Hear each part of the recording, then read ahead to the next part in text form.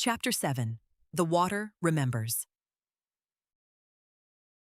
For several seconds, Lena simply stared at the words. The water remembers. The fresh cuts stood out against the older carvings surrounding them. Daniel's name, yesterday's date, and that message. The knife marks were sharp and clean. Whoever had carved them hadn't done so years ago. They had done it recently. Very recently. A chill crawled through her arms. The notebook suddenly felt heavier in her hands.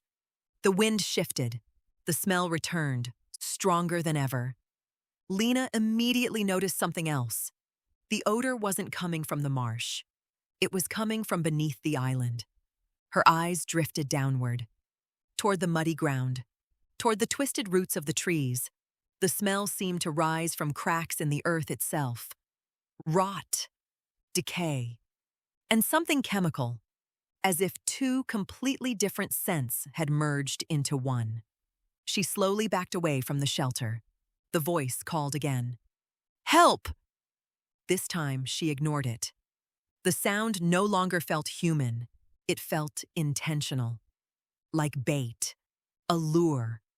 The realization unsettled her more than the voice itself. Then she heard another sound. An engine. Distant. Approaching. Lena froze. The noise carried across the flooded landscape. Someone was coming. She quickly slipped the notebook into her backpack and moved toward the edge of the island. Through the reeds, she caught glimpses of movement. Two vehicles, not police, not county trucks, black SUVs. The kind people noticed without knowing why. They moved slowly along an elevated maintenance road several hundred yards away. The vehicles stopped. Doors opened. 3 figures stepped out. Even from a distance, Lena could tell they weren't searching for a missing worker. They moved with purpose. One of them raised binoculars, scanning the marsh, scanning the island, scanning for her. Lena dropped immediately into the reeds. Her heart hammered. The notebook, the carvings, Daniel's truck. Someone knew she was here. The timing was impossible to ignore. She risked another glance. The figures were speaking among themselves. One pointed toward the marsh, toward the exact direction of the island. A second man began walking, not toward the truck. Toward her, toward the island. The blood drained from her face. Time to go. She slipped off the opposite side of the island and into knee-deep water. The cold nearly made her gasp. Slowly, she pushed through the reeds. Every movement felt impossibly loud. The water sloshed, branches snapped, mud sucked at her boots. Behind her, she heard voices. Closer now. The men had reached the island. One shouted something she couldn't make out. Another answered. A few seconds later came the unmistakable sound of wood breaking. The shelter. They were searching it. Lena kept moving. The marsh seemed endless. Water stretched in every direction. Gray sky above, gray water below. Reeds forming walls around her. Then her foot struck something solid. She stumbled, nearly fell. Looking down, she expected a submerged log. Instead, she found concrete. A narrow strip of concrete extending beneath the water. Lena blinked. Confused. She crouched. The surface was smooth, man-made. A road? No. Too narrow. A walkway, perhaps. Or a maintenance path. She followed it with her eyes. The concrete disappeared beneath the floodwater in both directions. One end led deeper into the marsh. The other appeared to point toward the wastewater facility itself. A strange feeling settled over her, as though she had just found part of something hidden, something not meant to be seen. The shouting behind her grew louder. The men were moving, searching. She had no time to investigate. Not now. Lena hurried along the submerged concrete path. It provided slightly firmer footing than the surrounding mud. The farther she traveled, the more unusual the marsh became. The water deepened, the reeds thinned, and scattered across the surface she began noticing objects. A rusted lantern, a broken boot, fragments of old metal signs, A bicycle frame. Debris carried by floodwaters. At least, that was what she told herself. Then she saw the doll. It floated face up in the water. One eye missing, mud staining its pale plastic skin. The sight should have been merely creepy. Instead, it felt personal, because tied around the doll's wrist was a hospital identification band. Lena stared. The lettering had faded, yet she could still make out part of a name. A first name. Emily. Nothing else. Just Emily. A distant shout snapped her attention back to reality. The men. They were getting closer. She continued moving. The concrete path curved. And then she saw it. At first, she thought it was another flooded island. Then lightning flashed. The structure appeared in stark detail. Concrete walls, rusted railings, partially submerged beneath the floodwater. An entrance, hidden in the marsh, hidden from roads, hidden from aerial view, hidden from almost everyone. A building, or what remained of one. The concrete path led directly to it. Lena stared in disbelief. The facility maps she had reviewed showed nothing in this location. No structures, no utility buildings, nothing. Yet the evidence stood directly before her. Old, abandoned, forgotten, or deliberately erased. The entrance door hung partially open. Darkness waited beyond it. The smell pouring from inside was overwhelming. The same smell from the wastewater ponds, only stronger. Much stronger. Behind her, voices echoed through the reeds. The men were close now, too close. Lena looked back toward the marsh, then toward the open doorway, toward the darkness beyond. She made her decision.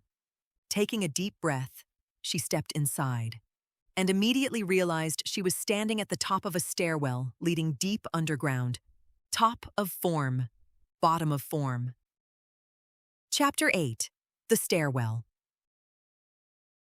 The air changed the moment Lena stepped inside. Outside, the marsh had smelled of rain, mud, and stagnant floodwater. Inside, the odor was ancient, heavy, trapped, like a cellar that had been sealed for decades. She stood motionless at the top of the stairwell. Water dripped somewhere below. The sound echoed through the darkness. Plink, plink, plink. The concrete walls were stained black with moisture. Rust streaks ran down metal handrails that looked old enough to crumble at a touch. Lena turned and looked back toward the entrance. The gray daylight from the marsh illuminated only the first few steps. Everything below disappeared into darkness. The voices outside were growing closer. She could hear them clearly now. Men shouting to one another, searching. One of them was moving toward the building, toward the entrance, toward her. Lena's pulse quickened. There was no time to debate. She pulled out her phone and activated the flashlight. A narrow beam cut through the darkness. Then she started down. The stairwell seemed to descend forever. 10 steps, 20, 30. The temperature dropped with each level. By the time she reached the bottom, goosebumps covered her arms. The corridor stretched ahead. Concrete walls, concrete floor, concrete ceiling. No windows, no markings. Nothing to indicate where she was. Yet one thing became immediately obvious. This place had not been abandoned. Someone had been here recently. Fresh footprints crossed the damp floor. Electrical cables ran along the ceiling. A light bulb hung overhead farther down the corridor. And although it was currently dark, it appeared functional. Lena moved slowly. The beam from her phone swept across the walls. Old pipes, rusting valves, maintenance panels. The entire structure looked older than the wastewater facility itself. Far older. Her mind returned to Daniel's notebook. The ponds are older than the facility. Something was already here. A shiver passed through her. The corridor turned sharply, then opened into a larger chamber. Lena stopped. The room was enormous. Rows of metal shelves stretched into the darkness. Boxes filled every shelf. Thousands of them. The sight reminded her of an archive, or evidence storage. Her flashlight moved across faded labels. Some boxes had dates, others had identification numbers. Many contained no markings at all. The nearest shelf held records from the late 70s, another from the 80s, another from the 90s. An uneasy feeling settled in her stomach. Why would an underground maintenance structure contain decades of archived material? She stepped closer. One box sat partially open. Inside were photographs. Lena carefully pulled one free. The image showed a young woman standing beside a pickup truck. The photograph had clearly been taken years ago. The woman smiled at the camera. The date written on the back read, May 12th, 1984. Nothing unusual. Until Lena noticed the second line, missing June, 1984. Her heart skipped. She grabbed another. A teenage boy, fishing, smiling. A date. Then another note. Missing. August, 1992. Another photograph. Another name. Another disappearance. Again and again and again. Lena stared at the growing pile in disbelief. Every photograph appeared connected to someone who had vanished. Not criminals, not suspects. Victims, missing persons, people who had never come home. The realization hit her slowly. This wasn't an archive. This was a collection, a record. Someone had been documenting disappearances for decades. A metallic crash echoed from somewhere behind her. Lena spun around. Silence followed. Then footsteps, faint, distant, above her. The men had reached the building. Her chest tightened. She switched off the flashlight. Darkness swallowed the room. For several seconds, she listened. A door opened somewhere upstairs. Voices drifted down the stairwell. The men had entered. Lena crouched behind a shelf. The darkness concealed her completely. She forced herself to remain still. One voice echoed faintly through the structure. Check below. Another answered. She couldn't have gone far. Lena's pulse thundered in her ears. The men knew she was here, not suspected. Knew. A flashlight beam suddenly appeared at the far end of the chamber, sweeping across shelves, searching, moving closer. Lena remained motionless. The beam passed only a few feet away, then continued. The man carrying it entered another aisle. His footsteps faded slightly. Lena carefully slipped deeper into the darkness, moving between shelves, away from the light, away from the voices. The chamber extended much farther than she had realized. Rows and rows of shelves vanished into the distance. Then she noticed something strange. One section stood apart from the rest. Unlike the shelves, this area was enclosed behind chain-link fencing, a locked cage. The gate hung slightly open.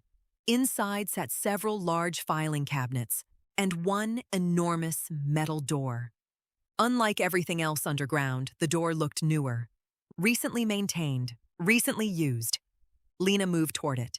The closer she came, the more she noticed the sound. A low, mechanical hum, steady, constant, coming from behind the door. Electricity. Something was operating down here, something active. The realization unsettled her. This place wasn't abandoned at all. It merely wanted people to think it was. Another flashlight beam swept across the chamber behind her. Closer this time. Much closer. Lena slipped through the partially open gate. The metal door stood before her. A keypad glowed faintly beside it. Someone was maintaining access. Someone expected to return. She reached for the handle, half expecting it to be locked. It wasn't. The latch clicked. The door opened inward, and a blast of cold air rolled out. Lena stepped through. The room beyond was brightly lit. For a moment, she could only stare. Rows of computer monitors filled the walls, security screens, maps, digital records, live camera feeds. Some showed the wastewater facility. Others showed roads throughout Blackwater County. One screen displayed the marsh. Another displayed the bait shop. Another showed the exact underground archive she had just crossed. Someone had been watching everything, watching the town, watching the facility, watching her. Then her eyes landed on a monitor in the center of the room. A photograph filled the screen. Her photograph, taken earlier that day beside Daniel's truck. Across the top appeared a file label. Subject: Lena Pitre. And beneath it, a line of text. Status: Active Investigation. Chapter 9. Active Investigation. For several seconds, Lena forgot how to breathe. Her photograph filled the monitor. Not a social media picture. Not a driver's license photo. This image had been taken earlier that day, without her knowledge, without her consent. She was standing beside Daniel's truck, staring at the footprints leading into the marsh. Someone had been watching her in real time. Someone had been documenting her movements. A knot tightened in her stomach. The screen contained dozens of folders beneath her name. Dates, locations, photographs, notes. Lena stepped closer. The room hummed softly around her. Rows of monitors cast pale blue light across the walls. It felt less like a maintenance facility and more like a surveillance center, a command post, a place designed to observe rather than operate. She clicked the nearest folder. The file opened instantly. Inside were photographs stretching back months. Her house, her vehicle, the bookstore she visited every Thursday, the diner where she met sources, the county archives, even the cemetery where her grandmother was buried. Lena stared in disbelief. Someone had been tracking her long before Daniel contacted her, long before the flood, long before the photographs surfaced online. A movement on one of the monitors caught her attention. A live camera feed. The underground archive. 2 men moved between the shelves. Searching. One carried a flashlight. The other held a radio. They were getting closer. Lena quickly looked for another exit. The room appeared sealed. No windows. No visible doors beyond the one she had entered. Then she noticed something strange. A section of wall behind the monitors didn't quite match the surrounding concrete. The seam was subtle, almost invisible. She moved toward it. Before she reached it, a sound stopped her. A voice, not from outside, not from the men, from a speaker. Somewhere inside the room. "You're not supposed to be here?" Lena froze. The voice was calm, male, older, not Daniel. She slowly turned. A monitor flickered. The image changed. An elderly man appeared on screen. Silver hair, weathered face, dark eyes. He looked directly into the camera, directly at her. "Who are you?" Lena asked. The man studied her for several moments, then sighed. "I was hoping Daniel reached you before this happened." The statement hit like a hammer. "You knew Daniel?" The man's expression darkened. Daniel knew too much. Lena's pulse quickened. What happened to him? The man remained silent. That silence was answer enough. A cold wave moved through her chest. "You killed him." "No." The man shook his head. "Not me." "Then who?" Another silence. Longer this time. Behind her, one of the surveillance monitors showed the 2 men entering the fenced section of the archive. The search was narrowing. The old man noticed her glance. "You don't have much time." "Then tell me what's happening." The man's eyes shifted briefly away from the camera, as though considering how much to reveal. Finally, he spoke. The wastewater facility wasn't built where it is by accident. Lena listened. The county claimed the land was inexpensive, remote, unused. He laughed bitterly. A lie. The room seemed colder. The land was chosen because of what was already beneath it. Lena thought of the notebook, the carvings, the names. The bodies? The man shook his head. Worse. Lena stared. What could possibly be worse than bodies? The old man leaned forward. The bodies came later. The words settled heavily between them. Then he continued. The original site dates back over a century, long before the treatment plant, long before modern Blackwater County. Lena frowned. What was there? The man's expression tightened. A camp. Lightning flashed somewhere above. For an instant, the room seemed to dim. A camp for what? The old man looked away again. When he finally answered, his voice had become quieter. A place, people disappeared. Lena's heartbeat accelerated. Prisoners? Sometimes. Criminals? Sometimes. The answer chilled her. What about the rest? The old man's eyes met hers again. The rest were simply unwanted. The room fell silent. Lena felt something shift inside her. The story was becoming larger than missing workers, larger than a few bodies, much larger. The old man continued. The records were buried. The camp was abandoned. The land changed ownership repeatedly. Eventually, the county acquired it. And then they built the ponds. His face hardened. They thought water would hide everything. A crash echoed from the archive. Closer now. One of the searchers had reached the surveillance room door. Lena spun toward it. The handle rattled. Someone was trying to get in. The old man's voice returned through the speaker. Listen carefully. Lena turned back. The man's expression had changed. Urgency now. Fear. The flood opened something. What? The lowest basin. The same phrase from Daniel's notebook. The lowest basin? The man nodded.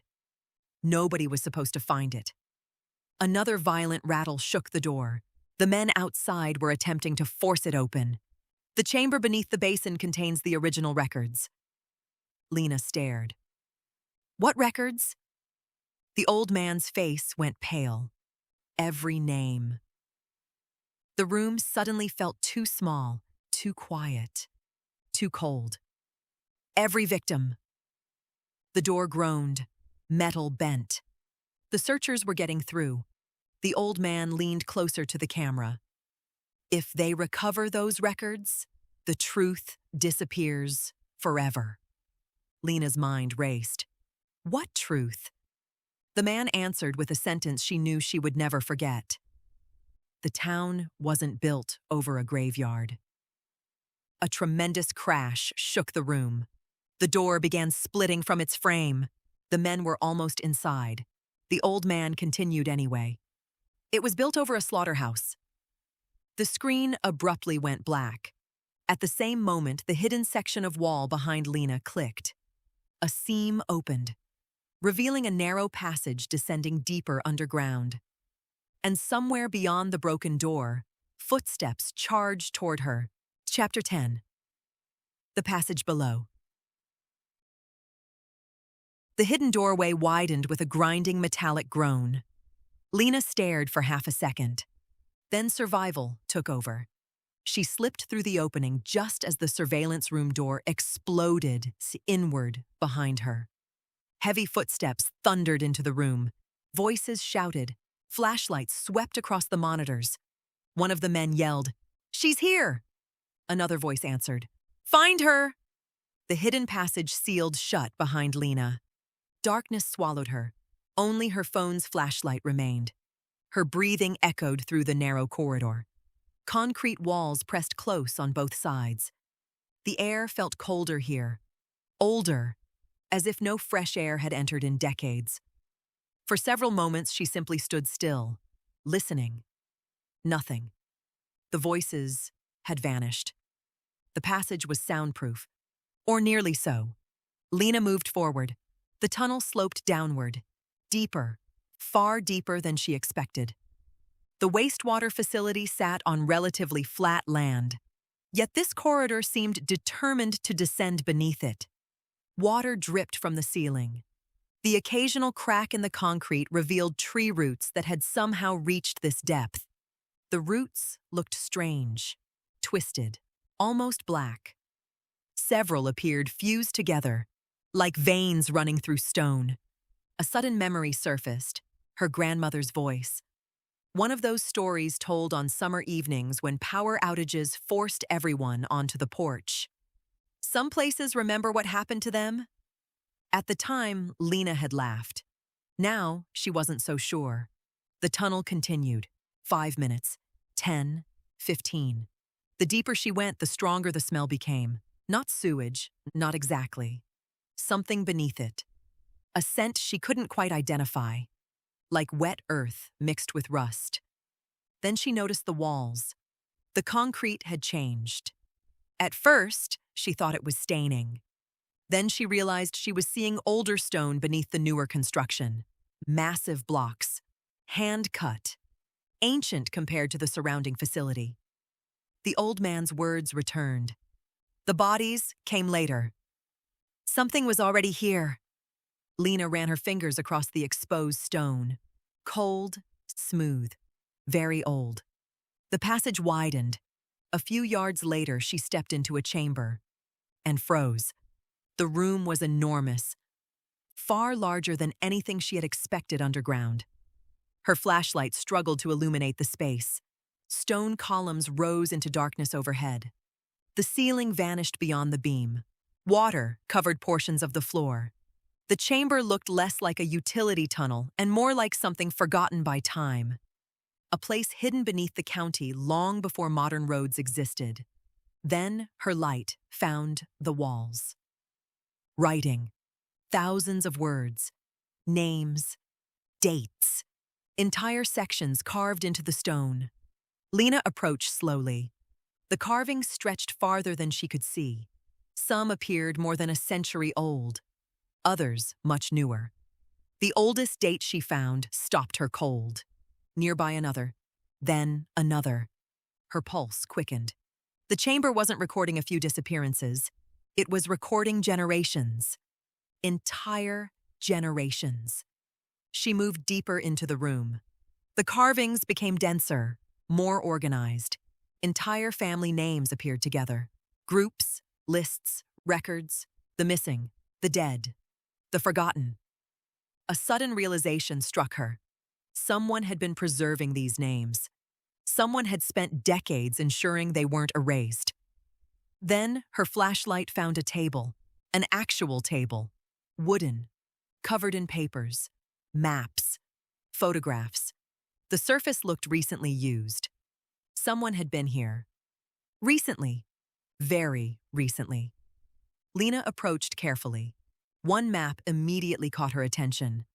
Blackwater County, modern, detailed. Several locations had been marked in red. The wastewater facility, the marsh, the bait shop, and dozens of other sites scattered throughout the county, each connected by lines, a network, not random, intentional. Beneath the map sat a stack of documents. She picked up the top page, county acquisition records, land transfers, construction permits, environmental reports. The paperwork stretched back decades. Every document seemed to point toward the same conclusion. The land beneath the wastewater facility had been repeatedly hidden behind false ownership records. Transferred, renamed, reclassified, again and again. As if someone desperately wanted nobody asking questions. Then she found the photograph. Old, black and white. The image showed a group of men standing beside a newly dug excavation. At first she assumed it was a construction crew. Then she looked closer. The pit behind them wasn't empty. Bones filled it. Human bones, dozens, maybe hundreds. The photograph slipped slightly in her hand. On the back, someone had written a date. June 14th, 1971. Beneath it, Discovery beneath Basin 4. And below that, ordered sealed. Lena stared. Before the facility officially opened, workers had already found remains, and someone had buried the discovery. Her breathing quickened. The old man had been telling the truth. The county knew, for decades, A faint sound interrupted her thoughts. Footsteps. Not behind her. Ahead. Somewhere deeper within the chamber. Lena switched off her flashlight instantly. Darkness engulfed everything. She listened. The footsteps continued. Slow. Measured. Not the men chasing her. Different. One person. Walking toward the chamber. Toward the table. Toward her. A pale light suddenly appeared in the distance. A lantern. Old-fashioned. The glow drifted between the stone columns. Closer. Closer. Then a figure emerged from the darkness. An elderly woman. Tall. Thin.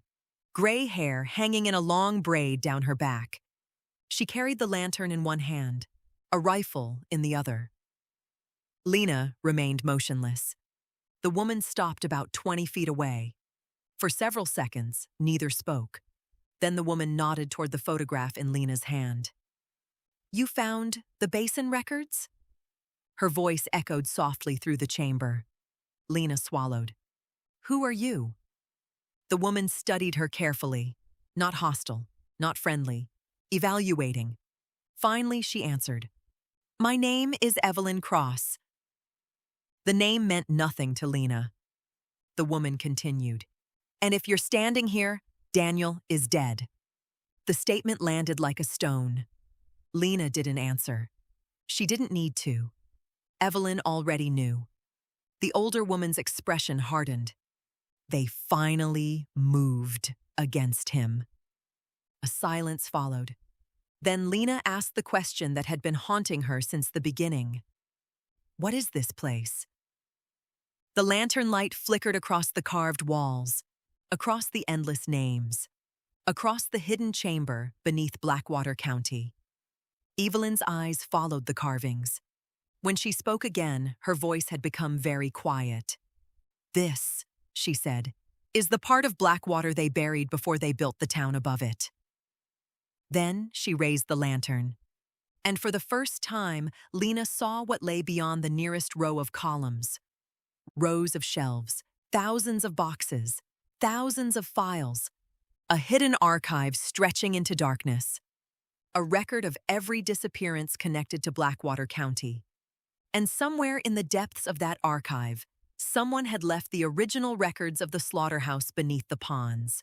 Chapter 11, The Keeper of Names. For several seconds, Lena could only stare. The lantern light stretched across the shelves. Row after row disappeared into darkness. The archive seemed endless. Boxes, ledgers, photographs, maps, folders. Entire histories hidden beneath the county. The scale of it was impossible to comprehend. "You've been collecting all of this?" Lena finally asked. Evelyn gave a small nod. "Not just me." The old woman lowered the rifle slightly. "There were others before me." Her voice echoed softly through the chamber. Daniel was one. Lena glanced down. The photograph from 1971 still rested in her hand. The image of workers standing beside a pit full of bones felt heavier now. More real. "What exactly was this place?" Lena asked. Evelyn looked toward the distant shelves. The expression on her face carried something beyond sadness. Exhaustion. The weight of years. "The official answer?" she said. "There wasn't anything here." "And the real answer?" Evelyn's eyes met hers. "The real answer is why most of us stayed quiet." A distant rumble rolled through the underground chamber. Not thunder. Something else. The structure itself settling. Or perhaps water moving through tunnels somewhere beyond the walls. The sound seemed to vibrate through the stone. Lena felt it beneath her feet. Evelyn noticed. The flood is getting worse. "The storm?" The older woman shook her head. "No." She lifted the lantern. "The water." A chill moved through Lena. What does that mean? Evelyn didn't answer immediately. Instead, she motioned for Lena to follow. Together, they moved deeper into the archive. The farther they walked, the older the records became. Many boxes had dates handwritten on their sides. Eventually, the modern labels disappeared altogether. Leather-bound ledgers replaced cardboard boxes. Handwritten records replaced photographs. The deeper they went, the more the archive transformed into something resembling a museum or a tomb, a place dedicated to memory. Finally, Evelyn stopped beside a large wooden table. Several enormous books rested upon it. Their covers were cracked with age. The paper inside yellowed and brittle. Evelyn carefully opened one. The pages revealed names. Thousands of names, written in different styles, different inks, different generations of handwriting. Lena leaned closer. Some entries contained only a name. Others included dates, descriptions, notes. Several included photographs attached with yellowed adhesive. "What is this?" Evelyn rested a hand on the page. "The record?" "The record of what?" The older woman looked directly at her. "The people who vanished." Lena swallowed. "All of them?" "Not all." Evelyn turned another page. "Only the ones we know about."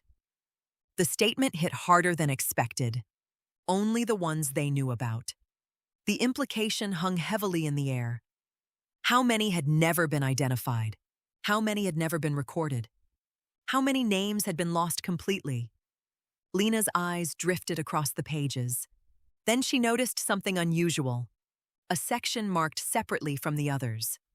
The heading had been written in large block letters decades earlier. Basin 4 Recoveries. Her pulse quickened. The same basin from the photograph, the same basin mentioned in the records. The same basin the old man had referenced before disappearing. Lena turned the page. The first photograph showed workers excavating soil. The second showed skeletal remains. The third showed dozens. The fourth showed hundreds. Her stomach tightened. The images became progressively worse. The excavation expanded. The number of remains increased. The final photograph depicted an entire field of bones. Lena stared, unable to look away. "How many?" she whispered. Evelyn's answer came quietly. "Officially?" Lena nodded. 0. The silence that followed felt enormous. "Unofficially?" Evelyn looked toward the darkness. "Nobody knows." The lantern flickered. The shadows seemed to move. Not because anything was there, because the archive itself felt alive. Not literally, but emotionally. Thousands of stories, thousands of lives, all trapped within these records, waiting to be remembered. Then Lena noticed another name, one she recognized. Daniel Mercer, recent, only weeks old. A file marker protruded from the page. She carefully opened it. Inside were notes, handwritten. Daniel's notes. The final pages appeared rushed, messy, desperate, as though he had been writing under pressure. Lena scanned the last entry. Her breath caught. "The chamber below Basin 4 has opened. Water levels exposed the entrance. They know about it now. If they reach the records first, everything disappears. The original ledger still exists. The names are inside." Then one final sentence, underlined 3 times. "The water is bringing them back." Lena frowned. "What does that mean?" Evelyn's face darkened. That's what Daniel was trying to understand. A distant metallic sound echoed through the archive. Both women froze. The noise came from somewhere above. A door, heavy, opening. Then another. Footsteps. Many of them. Lena immediately looked toward Evelyn. The older woman did not appear surprised, only disappointed. They found the entrance. The rifle came up into her hands. The lantern light danced across the shelves. "How many?" Lena asked. Evelyn listened carefully. The footsteps multiplied. More than a few. Much more. Her answer came quietly. "Too many." The underground chamber fell silent again. except for the approaching footsteps. And somewhere deeper beneath the archive, far below even where they stood, another sound began to rise. A low rumbling, like water moving through a vast, hidden space. Evelyn heard it too. For the first time since meeting her, genuine concern crossed her face. The older woman slowly turned toward the darkness beyond the shelves, toward whatever lay beneath Basin 4. Then she whispered something so quietly, Lena almost missed it. "They've opened it." The rumbling grew louder, and somewhere far below Blackwater County, something massive shifted in the darkness. Chapter 12, Basin 4. The rumbling continued, low, steady, growing stronger with each passing second. Lena could feel it through the soles of her boots. The shelves trembled slightly. Dust drifted from the stone ceiling. Somewhere beneath the archive, water was moving. A tremendous amount of water. Evelyn closed Daniel's file and slid it back into the ledger. "We have to move." The older woman grabbed the lantern and rifle. The approaching footsteps from above echoed through the archive. Closer now. The men had entered the upper levels. It would not take them long to search the chamber. Lena followed Evelyn between the endless rows of shelves. "Who are they?" she asked. Evelyn didn't slow. "The people who inherited the secret." "Inherited?" The older woman nodded.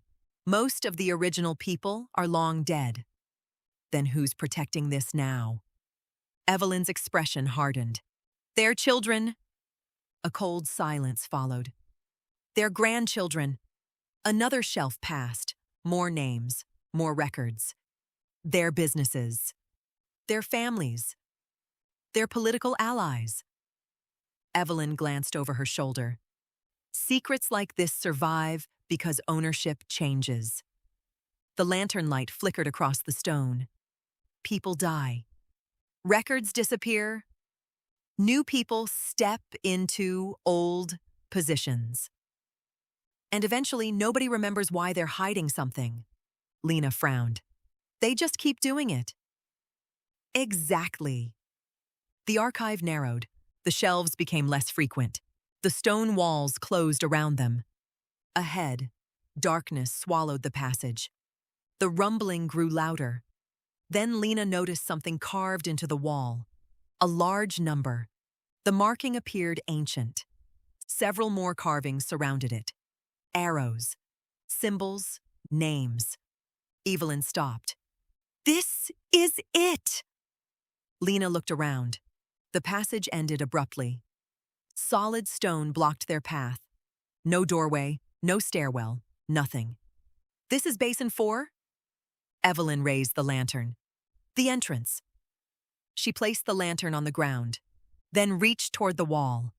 Lena watched as the older woman slid her fingers into a narrow crack hidden between the stones. A moment later came a metallic click. The entire wall shifted. Dust fell from the ceiling. Stone groaned. A concealed doorway slowly opened inward. Cold air poured out.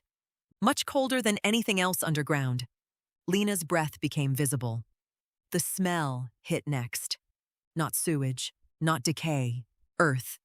Wet earth. The scent of something buried for a very long time. Evelyn retrieved the lantern. Neither woman spoke. They stepped through. The passage beyond descended sharply. Unlike the modern tunnels, this section contained no concrete. Only stone. Massive blocks fitted together with remarkable precision. The walls appeared much older than anything else underground. Far older than the county itself. Lena ran her flashlight across the surface. Tool marks. Hand-carved symbols. Faded writing. The deeper they traveled, the older everything seemed. The rumbling intensified. Now it sounded less like distant water and more like an approaching river. A river hidden somewhere below them. Minutes later, the tunnel opened into another chamber. Lena stopped instantly. The room stretched far into darkness. Stone pillars supported the ceiling. Pools of water reflected the lantern light. At the center stood a structure. rectangular, massive, constructed from dark stone. At first glance, it resembled a vault, or perhaps a tomb. Evelyn lowered her head, almost respectfully. This is the chamber. Lena stared. This was under the basin? For generations. The older woman stepped forward. The wastewater ponds were built directly above it. The realization settled heavily in Lena's chest. People had spent decades walking over this place without knowing it existed. Millions of gallons of wastewater sat above it every day, concealing it, protecting it, or imprisoning it. Then she noticed the doors. The massive stone structure had once been sealed. Now, one side stood partially open. Fresh cracks ran through the stone. Mud and floodwater coated the threshold. The seal had broken recently. Very recently. Daniel had been right. The flood had exposed it. The chamber had opened. A loud crack echoed overhead. Both women looked up. Water dripped from a fracture in the ceiling. Then another. And another. The flood was reaching the lower levels. Evelyn's face tightened. "We're running out of time." They approached the opening. The darkness inside seemed deeper than natural shadow, almost black. Lena felt her pulse quicken. "What exactly are we looking for?" Evelyn lifted the lantern. The first ledger. The original record. The one they never found? Lena frowned. They searched all these years and never found it? The older woman gave a grim smile. They found the chamber. They found bones. They found evidence. Her expression hardened. But they never found the names? The lantern illuminated the opening. The interior walls appeared lined with shelves, old shelves, packed with books, records, documents, a hidden archive within an archive, the true heart of Blackwater's secret. Then something caught Lena's eye, near the entrance. In the mud, a footprint, fresh, far fresher than Daniel's, far fresher than the flood. Someone else had already entered the chamber. Recently, very recently. Lena looked at Evelyn. The older woman had noticed it too. Neither spoke. They didn't need to. Someone had reached the original ledger before them, and judging by the fresh tracks disappearing into the darkness, that person might still be inside.